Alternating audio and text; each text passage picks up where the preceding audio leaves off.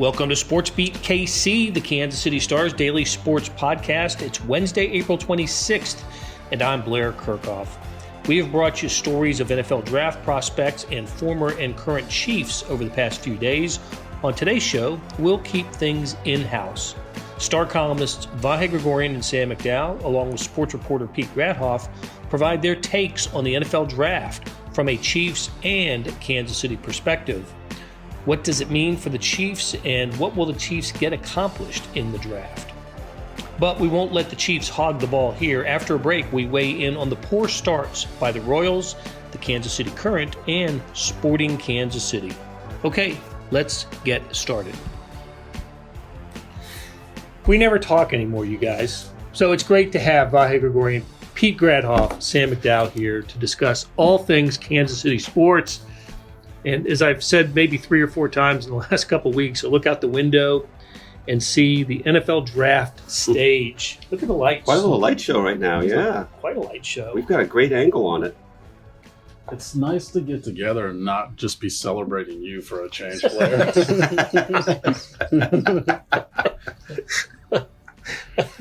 Yes. Good thing I have editing Sam, power. you want to elaborate on what that's about? Hall of Famer Blair Kirchhoff. Missouri Sports Hall of Fame. He's a multi-Hall of Famer. They brought him on before Lorenzo Cain. That's how big he is. But they still saved him for late in the show, too. Yeah. Like 3 hours in to the show before we heard from Blair.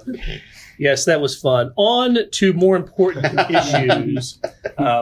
Hey, so let's talk about the draft here in Kansas City holding this thing. You guys have been around the draft grounds. We're recording this on Tuesday afternoon. The draft, of course, Thursday, Friday, and Saturday in Kansas City. It's going to be quite the party. And it looks like the rain might have left the forecast. That's pretty cool. Last I saw, yeah. And let's tie ourselves into forecast predictions. 2 no, days out. We're not making any commitments, but what we're saying is the mandate to not bring umbrellas may not be disastrous. Right. So people will only complain about not bringing chairs or seats in to the Fan Fest area. But no, it really is quite a sight that we have here from our office looking at the stage at Union Station, and I'm looking forward to seeing what it's going to be. As inconvenient traffic-wise and doing our job will be, I am really looking forward to seeing how it's going to play out here. It's going to be different than the parades, right? The Chiefs and the Royals parades, because it's going to be inside a fenced perimeter, but still going to be tens of thousands of people coming to Kansas City. Has there ever been a bigger party in Kansas City? Were we ever able to figure out the numbers on the 76 Republican Convention? I tried a lot of different ways. I mean, I'm from Nexus to newspapers.com, whatever, Google, and could never find anything that felt like definitive numbers. But I suspect, I don't know what the frame is here, but it'll certainly be among the 2 or 3, no matter what, 2 or 3 most multi-day event. I think that's the key point, right? Multi-day. Well, I think about the convention like I do a basketball tournament. It's basically the convention filled Kemper Arena for 4 days, and like a Big 12 basketball tournament would do, or an NCAA event.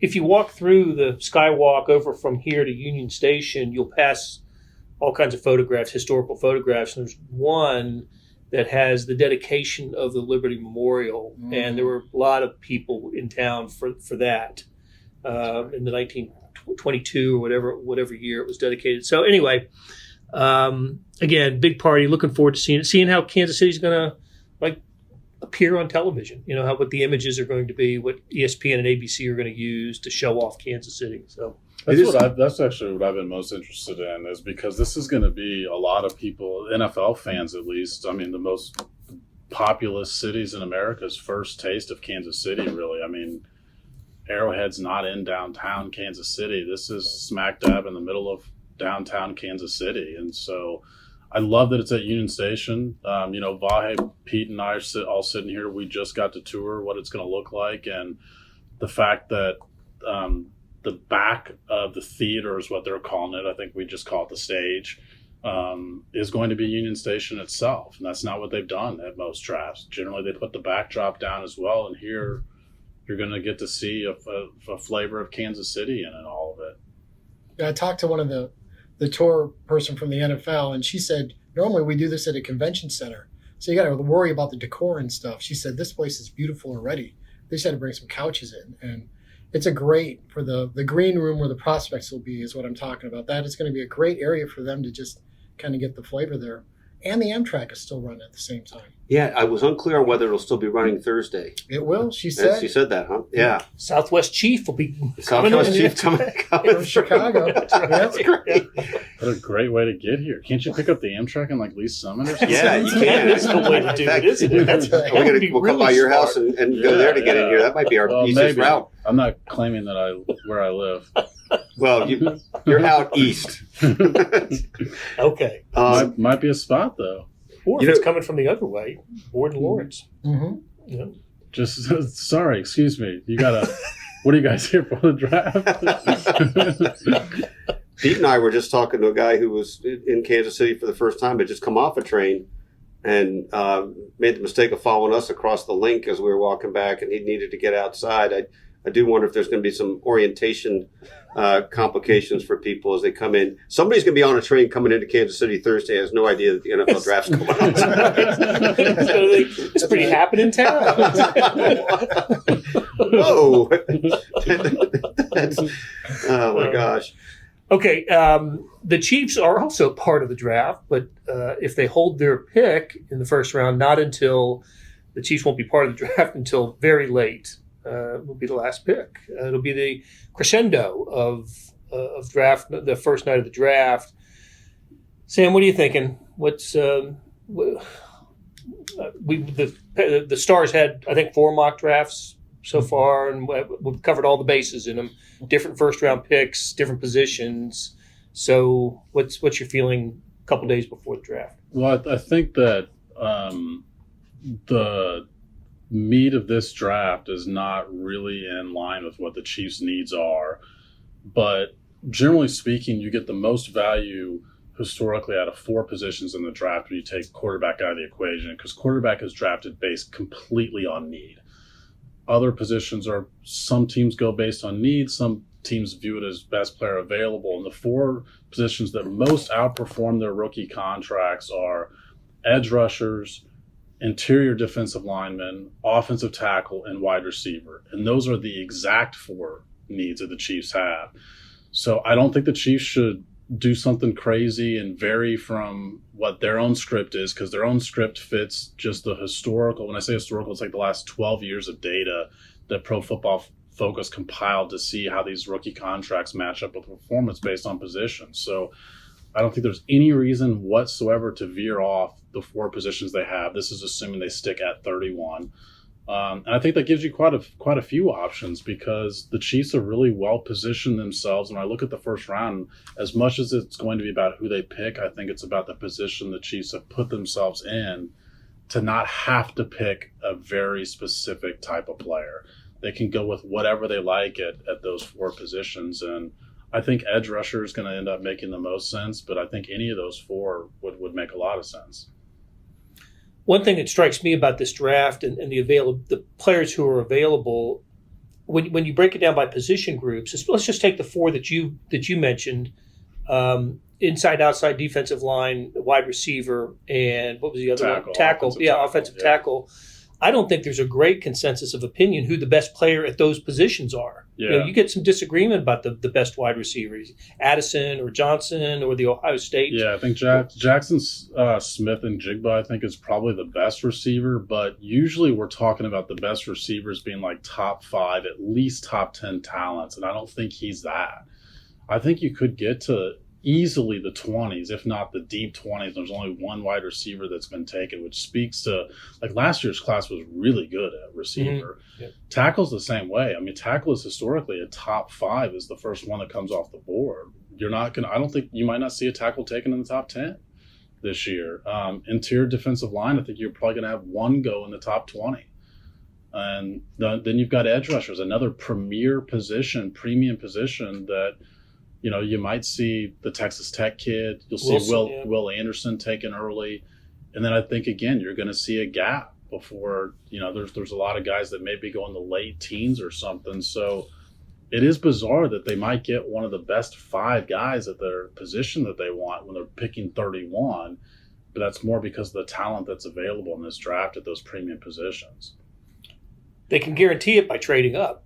And it happened last year, right, with McDuffie. But the 5 drafts that Brett Veach has overseen as the Chiefs general manager, they have drafted in the first round twice. Just twice, yeah. Yeah, last year being one of them with the 2 picks. And the other one was when they took Clyde Edwards-Helaire in 2020, which we all kind of think was a mistake now as we look back on it and the way it's turned out. But I don't rule out the possibility of them either trading out of the first round or moving up to the somewhere in the low 20s to get who they want. Yeah, I think there's a couple things at play this year that aren't usually at play. I think trading out is absolutely the best move, the least exciting move though, and I think that part matters because we're having the draft here in Kansas City. That I think there's some pull from ownership for Roger Goodell, the commissioner, to get out there the last pick of the night or whatever pick it might be and say the world champion Kansas City Chiefs are on the clock. I don't think that's a non-factor. In which case, I think their best move might not be on the table because the Chiefs have done really well when we look at it in not only the second round, but like deep into the second round. Obviously, they got Creed Humphrey, Nick Bolton there a couple of years ago. But they've had a whole host of impact starting players in the second round. I don't think the 31st pick is all that different, to be honest, than like the 50th pick. If you can get 2 of those picks instead of just 1 at 31, I think that's the move. But it's going to be harder to trade up because they don't have for the inverse of this, it's going to be harder to trade up because they don't have the number of picks they had last year. Like they had a lot of draft capital last year when it was 5 of the top, like 100 or 102 or something like that. We got 3 of the top, like 90 something this year. It's going to be harder to make a move like that. Doesn't mean they can't. And as you mentioned, I mean, they've certainly made moves. Even some of those second round picks, they've made moves to go get Breland Speaks, McCall Hardman. Like Brett Veach is not afraid to make a move if they like a guy. If one of those guys that they've got identified is where the 20th pick is still sitting there at 24, 25, it wouldn't surprise me at all if he goes and makes a move for somebody like that. Just a quick side point. I guess Brett spoke about this a little bit last year, but he elaborated again this year. It's interesting to envision the fact that as we sit here now, they're making calls about trying to feel out who would enable us to move up for what, and just plant the seeds, see what might be workable, what might take.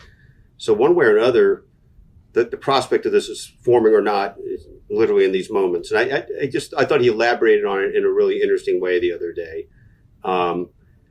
Whether that means it's all part of the smoke screen. It was interesting even too, Sam, we were all there, but speaking, he was sort of asked about whether it's really okay for him to be able to trade out of the top pick. And he tried to dismiss that a little bit and say, well, that was last year. We were kind of joking about it. And he tried to make the impression that he didn't have a constraint. But I do wonder if he, to your point, really does have a little bit of, there's no way he can do that. And it's interesting if that's the case, because to not have a free hand is really strange. I think it's probably somewhere in between. I don't think it's no way, but I also think that is a little bit of some pull to have a pick. But I agree with you. I thought it was revealing the way that I think we can go in assuming that they already know what the 20th pick is going to cost them. They know what the 23rd pick is going to cost them. And therefore, right now, that value is just to the pick itself. But once the draft unfolds, it's going to be attached to a player. And that's when they can decide whether or not that move is worth it. Yeah. The question is how many teams have called them on early day 2, mid day 2 with the exact same thing, because I don't think every team does the homework in the same way that Brett Veach outlined that the Chiefs are doing it. I agree, though, that there's the thought of theater involved in this, and there'll be a little bit of a stage presence for the Chiefs. And I can see some move being, and look, history tells us the Chiefs have moved in and out of the first round the last few years, but I can see them making a little bit of news on the first night just because it's here. You know, I could too. So we'll see. We'll see what happens. I mean, all four of us sitting here, do we not think? I think they should move out of the first round, but do we not think it would be a bummer if they did with the draft here in Kansas City? It would. You know, in the grand scheme of things, it doesn't matter. Right. But for that night itself. But you would get a charge here that would be palatable if they made a move, or if they kept their pick. Yeah. Again, it would be the last one of the night. It's the one people got here at noon to get to Fan Fest. They would have been waiting 12 hours or 10 hours, and they just get booed. Well, what's interesting about this draft, I think, is going to be so different because we keep hearing so many comparisons with the last two drafts in Nashville and Vegas as far as how many people go, the economic impact it has, and I think we don't really put a ton of credibility to that because it's not the same environment that those last two had. But one of the ways it's not going to be the same is I think you're going to see a much higher percentage of the local population out there than you saw in Nashville and Vegas. Like, I think it's these other drafts that when we watch them on TV, you see every team represented. It doesn't seem like there were more Titans fans or more Raiders fans these last two. I think it's going to be pretty clear that there's going to be a heavy Chiefs presence out there on Thursday night. I think that's a great point, and I suppose reflective of this idea that at least since the draft has become a popular, fan event, it's the first time that it's being held in the city where it won the Super Bowl. I guess theoretically it happened in New York in 1970 after the Jets won. And actually after the Giants won. But it wasn't on this scale yet. It was a Radio City Music Hall still. It wasn't outdoors. So I think that's a great point, and not one I thought that much about before. I wonder, when I was a kid and we'd pile in the car to go see Grandma and Grandpa and get on the Pennsylvania Turnpike, we'd play the game. How many different state license plates would you see? I wonder how long it's going to take to get all 32 jerseys, checked off here. I imagine it'll take a little longer because it'll be. I agree. I think it'll be. I've been looking for a Thursday column idea. That is great. I'll tell you by the end of that day, I'll be able to tell you exactly how long it takes. It'll be the Jaguars will be the last one out, probably. I don't know how many Miami Dolphins fans are going to be here. I mean, what do they draft? Yeah, they're way down. Right. It's true. They're going to come for the first round now. I can see you wandering down by the river market looking for. Well, not to get too serious here, but who is the fan coming from? There'll be a Miami fan here. I mean, fans. There'll be Carolina Panthers fans here because of their number one pick. But in between the number one pick and the home team. Well, Pete, you thought. I remember you saying this. 50 something maybe. I think it's the Dolphins' first pick. Yeah, it is. There's a couple teams with that. But do you really come? Are they coming to see the pick, or are they coming to be part of the event? Oh. I don't know. You need to get inside these people's heads.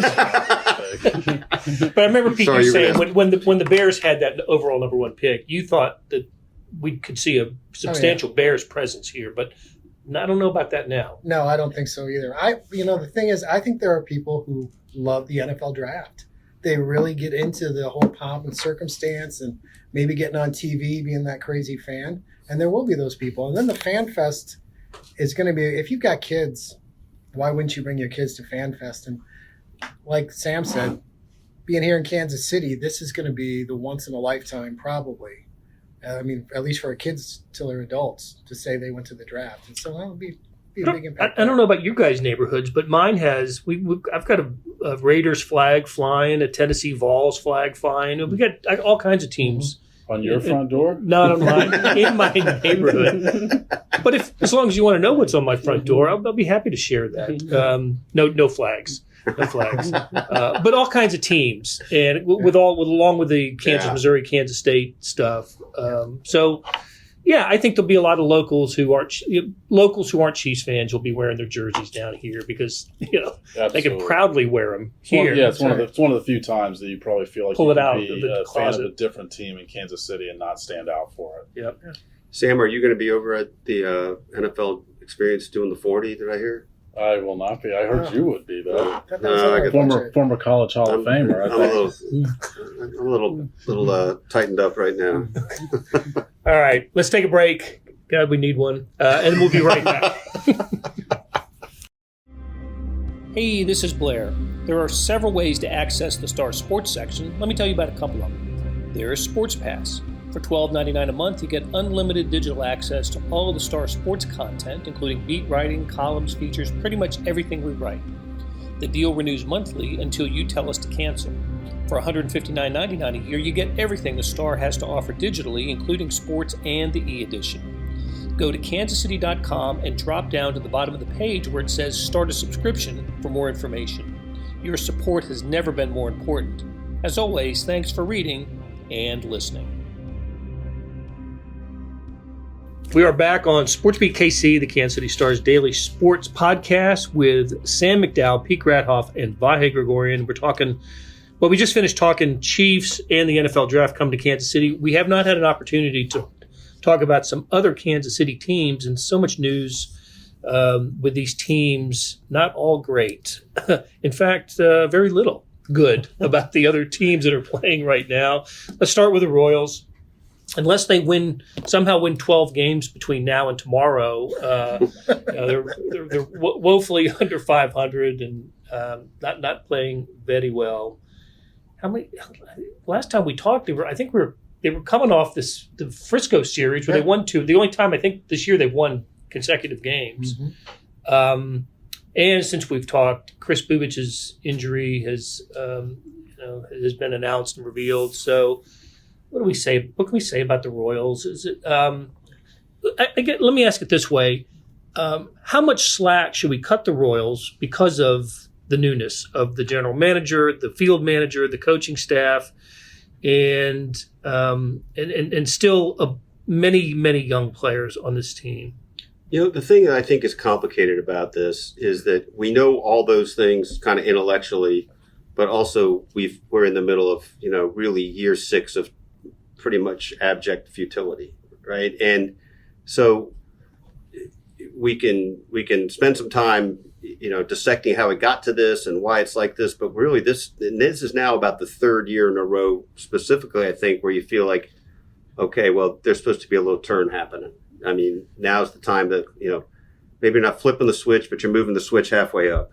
Right? Something's just there to engage you and excite you, and we're not seeing that. I mean, I think that's the thing that's most disturbing is they're just stranded in this kind of limbo where it's really hard to see anything tangible forming towards a better day ahead. We'll see spot moments. Boy, Vinny Pasquantino's hitting well, and gosh, really too bad about Bubic. I mean, it looked like he was coming along before this happened, but I just find it hard to feel where the energy base is, and maybe that's a little unfair for the new staff because they've inherited a situation that still somehow is in transition, but.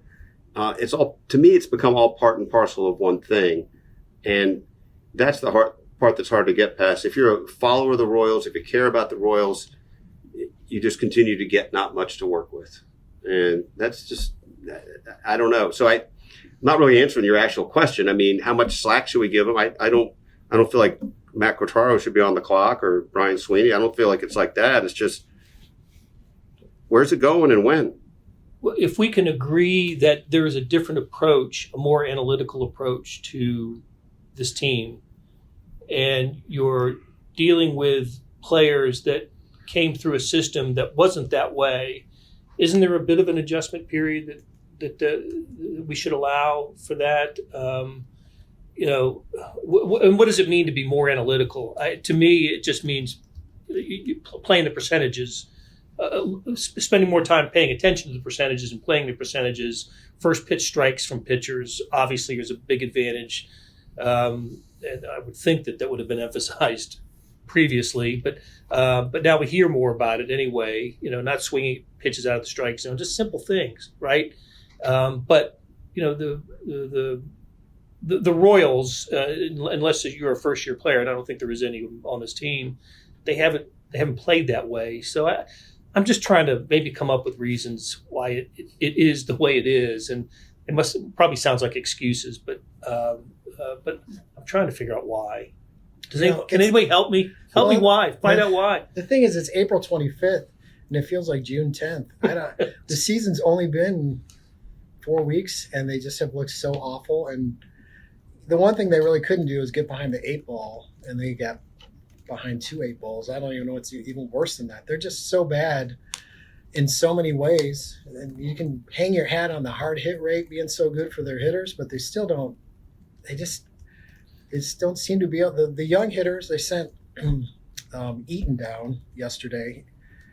And, I mean, that's what they've got to start doing with some of these guys, I think. You can't give them too long of a leash. I'm with Vahe. Pasquantino looks like he's legit, and Bobby Witt Jr. shows flashes. Salvi's not hitting very well. Melendez shows flashes, but overall, he's been under 200. 200. For the first struck month out of the like season. half of his at-bats, which is just wild. And then those last 2 games against the Rangers to finish that homestand, and Quattrero said it, right? Well, it was a close game in the 5th inning. Well, they both ended losing by 8 runs. They lost those 2 games 25-5, but a close game in the 5th. And that, yeah. And I really would be interested to hear what you guys say about this. I mean, I really like Matt Quattrero, and I definitely really respect him, and I totally understand that part of his appeal is, a little bit of the data stuff, right? But also his calmness. But it folds into this feeling like that. Sam, I think you said this to me the other day. The intensity feels like a spring training game, and I feel like that's what reverberates to me. And I get that what matters from him is his message to the players, but I also think the public could stand to feel like this is not acceptable. And it's not that he's trying to say that. He certainly doesn't think it's acceptable. I'm sure he's quite upset. But the overall sort of aura of it feels like, eh. And I know that's not what he's trying to do, but it kind of comes with that territory to me. He showed a little emotion last night. Yeah, with the strike. The strike call. Or That was the the ball. first time yeah. I've seen that. Yeah, the call. The first game of the Arizona series, which hopefully we'll see a little more of that. I'm with you, Vahe. There needs to be a little... I'm not going to see a food table overturned. No. I mean, that's the guy they hired. I mean, they hired him specifically for this reason, because of this quality. And I think it would come in handy more if the team was like 40-40, and then they go 5-16, and like that's the stretch where you need to in order to get things back on track. But there's no track here that the Royals are reverting to. Like, this is all we know about this group is that they're 5-16. And at some point, I think somebody in the organization needs to deliver a public message that says this is not okay. It's not acceptable to be 5-16. And we haven't heard that from the owner. We haven't heard that from the front office yet. We haven't heard it from the manager yet. And so now this organization's message to the community right now is that they'll work through it. And we don't have the evidence yet to suggest that they will work through it. You mentioned the chase rate and the analytical stuff. They lead baseball in chasing pitches as a hitting staff. That goes against analytics. Which frustrates me to no end. Yeah, I mean, Alex Zumwalt has preached the fact that his job is getting guys to identify what pitches they do damage on and to swing at those pitches. That's not what they're doing right now. Have never done it. Their pitching staff's total output is worse than it was a year ago. Mm-hmm. And I think they have the right people in place to fix that. But when we go through all these reasons for why things aren't working, and that's what this staff did when you're a new staff, eventually we just have to, I think, identify that they don't have the talent that these other organizations do. It's a talent deprivation issue. And to what Vahe said earlier, I think then the next worry becomes, is this a group that's going to ever take the next step? Or are they going to have to recoil this thing all over again? And that's, if nothing else, if they get nothing else out of this season, if they lose 97 games again this season, they have to answer that question at minimum. Do you think that this being JJ's first draft in charge, this is a really big one for him? Yeah, I don't. I think the draft stuff is really interesting because when we look at a lot of the changes the Royals made, that's kind of the one where a lot stayed the same, right? I mean, they had the same scouts in place, the same scouting director in place, and the Royals either aren't drafting well or they're not developing well, or both. And they have to identify where the connection is not happening there, whether they're identifying the right guys and they haven't been able to develop them. But it's not as though we're seeing a lot of their guys suddenly turn it on when they leave the Royals. I know Jacob Junis was a story last year. Everybody has anecdotal examples, but just consistent examples. I don't think we've seen a lot of Royals prospects that are suddenly turning it on for other teams. I think if Mondesi did for the Red Sox, that would probably be concerning. But we're not seeing a ton of those examples, which I think should prompt the Royals to think, are we drafting the right players? How are we identifying the talent? And you mentioned analytics. I don't know how much the Royals were using analytics and their scouting. I think it's a layer of the whole file folder of a player. I think the analytics and what the scout sees with his eye folds into that same thing. I've talked to some Royal scouts recently about, and they're on board. Pete and I talked to one in a dugout, and they're totally on board with analytics. His philosophy was, the more information I can have, the better. That's how analytics should be viewed. I've always thought analytics should just be called information, because that's what it is. Why wouldn't you want more information? I think it's common sense. Yeah. I do. First pitch strikes. Oh, really? Right. Not swinging it, not chasing pitches. Really? Of course. But other teams do it better than the Royals. And that, I think it speaks to your thought that we have to look at the talent, talent level. Yeah. But that's the one thing. So the first pitch strikes is actually, I think, if you want to be optimistic about the changes the Royals have made, because we heard Mike Matheny talk about first pitch strikes for 2 years. This group came in and said, yes, first pitch strikes, but here's how we're going to accomplish that. It's going to be more than just telling guys to throw first pitch strikes. It's going to be the catcher moving close to the plate. It's going to be the catcher not moving from side to side. Framing it's going to better. Yeah, it's going to be telling the pitcher to just throw the ball down the middle of the plate, because you usually miss by 6 or 8 inches. Like, there was a identification of the problem and solution, and that is what I think makes me think that they at least have the right coaches and the right processes in place, which all points back to the same thing that we've said, is that it might be a talent issue. Okay, on that optimistic note, It just kind of lingers in the air. Might be a talent issue. These are the conversations I have between us all the time. Whenever you guys send me all your stories, it's just like, it might be a talent issue. A couple of soccer teams have started their seasons.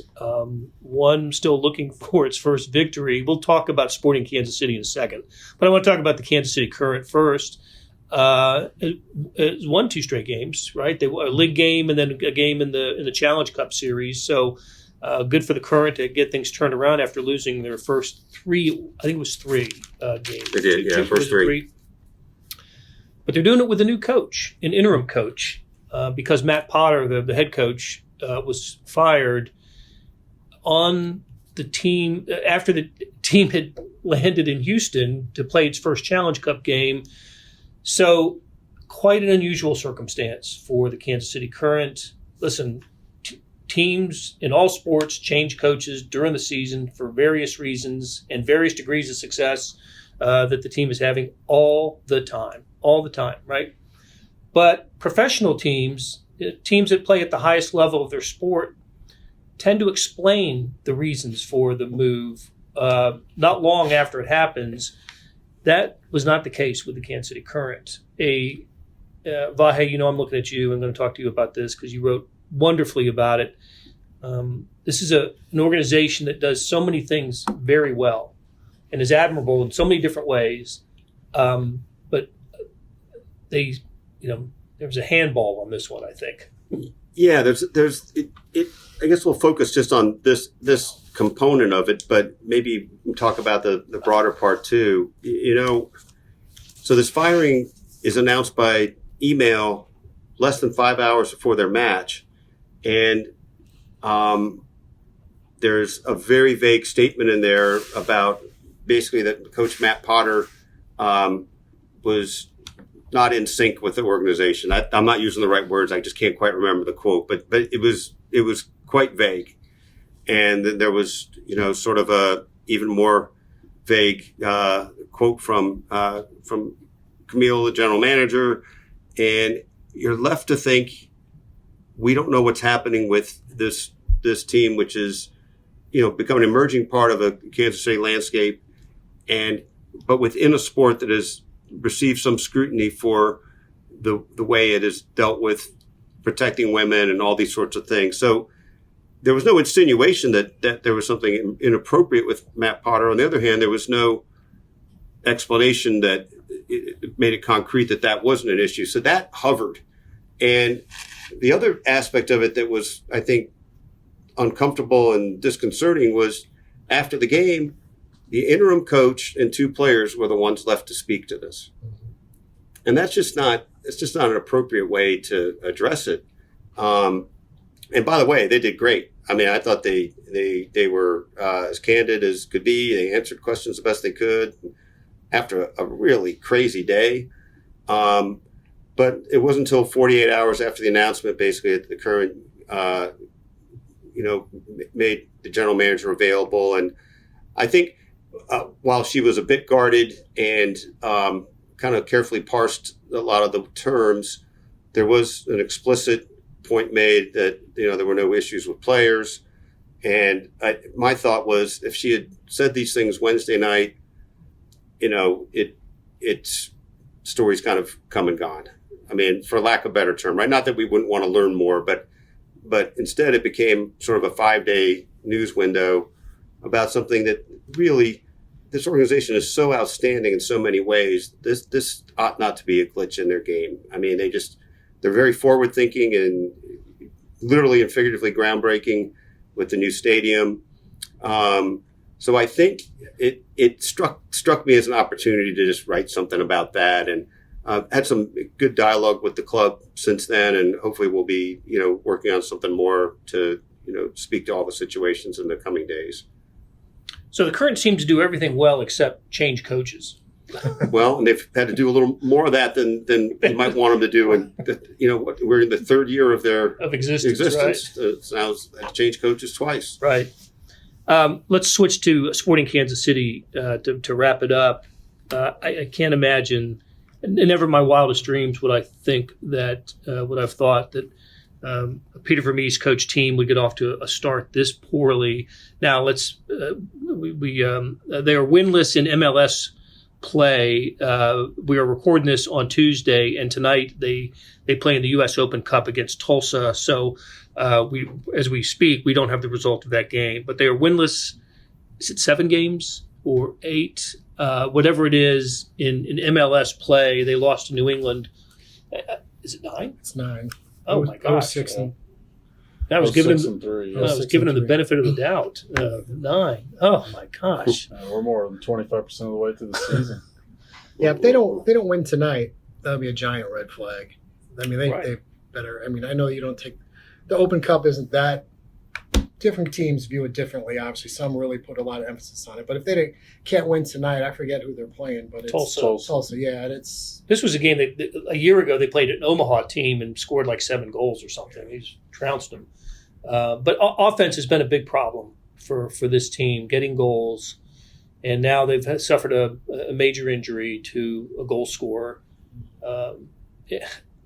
What can you say about Sporting? And even though they've expanded the league, and so the playoff bracket's been expanded, but I can see no path to the postseason for this club. And this is after getting Alan Pulido back, and it's just hard to believe that this team can have this record. Yeah, I mean, there's honestly, because like you mentioned, 9 teams are going to factor into the playoffs. Like, there's time to make this up. But for so long, a year and a half now, they've been talking about the reason that the results haven't been there is because of the injuries that they're going through. And there is some legitimacy to that in the sense that Alan Pulido and Gotti Kinder, they're 2 highest paid players, and they've missed all of last year. Pulido's finally back now. Kinda's probably going to play in this next match. And so, yeah, you're missing without your 2 best players. But I was on that beat for 5 years, and the most consistent thing I heard was this club is bigger than 1 or 2 players. They used that reasoning when they traded Dom Dwyer. They used that reasoning when they traded Ike Opara. This club has never, when they got transferred Kai Kamara, this club has never been about just 1 or 2 guys. But then they used 1 or 2 guys' absences as their reasoning for why the results haven't been there. Well, now they're getting those guys back. And so you're with the problem with consistently using that excuse is once you're absent that excuse, you have nothing left to point to for why the results aren't there. So this rest of the season, they're out of excuses for why the results can't be there. And I personally don't think that having one or even back-to-back bad years is this full-on indictment of the whole guy in charge with Peter Vermees, but I think it should prompt them to reassess the entire process of, they have owners' meetings. The guys who are in charge of the sporting directors, as the phrase that Sporting Kansas City uses, other teams call their technical director, some call their GM. There's only 2 coaches that sit in on that meeting. It's Bruce Arena and Peter Vermees. The rest have those jobs split up now. It's the same reason that Andy Reid left Philadelphia and didn't get both jobs here. At some point, that job, I think, needs to be separated. And if Sporting doesn't get the results with the players he brought in, the players he's managing, I think there's naturally it needs to be changes somewhere in the pipeline. I can remember us talking to Peter Vermees in Arizona back in February at the Super Bowl. Sporting was training down there as well, and Graham Zusi was there, and a couple other players. And everybody was, as most teams are at that time of year, optimistic and feeling upbeat about this season.